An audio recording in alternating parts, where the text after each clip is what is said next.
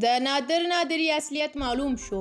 لغني سره یې څه کړي او چا یې رازونه افشا کړل. دا ټول په دې ویډیو کې وګورئ او د نورو ویډیوګانو لپاره د سولا افغان یوټیوب چینل سبسکرایب هیر نه کړئ.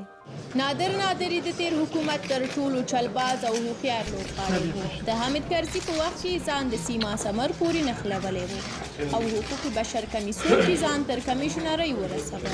بیا یې د فیفا اداره جوړه کړه. لنډ وخت کې ښه انګریزي زده کړه او تر بهرنیانو یې وغوټه کړه. د ولسمشر غني په دوره کې د خپله وکیل سلام رحیمي په وساطت د اداري اصلاحاتو تر کمیسیون ورسېده. د مهمو ګمارونو پر سر یې چنې ووهلې. ولسمشر یې خپل باور کې اخیستی و. د لوی څارنوال سره یې د پیسو بونګې شریکې وي. خپلې اپلاتونۍ نه په ګټې اخیستنې ځان د ولسمشر غني تر د خرګ ورسوه او ولسمشر غني هم تر خبرې نه تېرېده. کابو و چې خارجه وزیر شوی وای.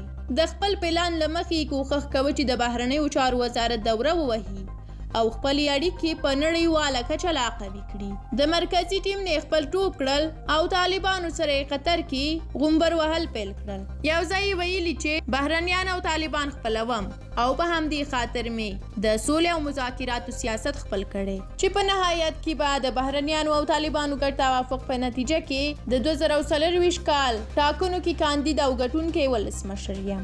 د جمهوریت له کاسې سر 15 برابره بیرون کړی و. د جمهوریت له سترو منحصرینو همدا و.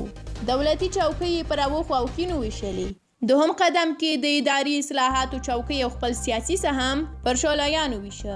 هوښیارتیا کې له ډاکټر فضلي هم کم نه و. ځان یې په یوه وخت کې د لغمان، کابل او نیمروز بلوچ معرفي کوه. جمهوریت یې ټول د خپل ځان باله او ځان ورته آینده ولسمشر ښکارېده. دا چې اوس له مسؤلیته تېښته کوي، حقیقت کې خپله لمن پر خپل سر اړوي.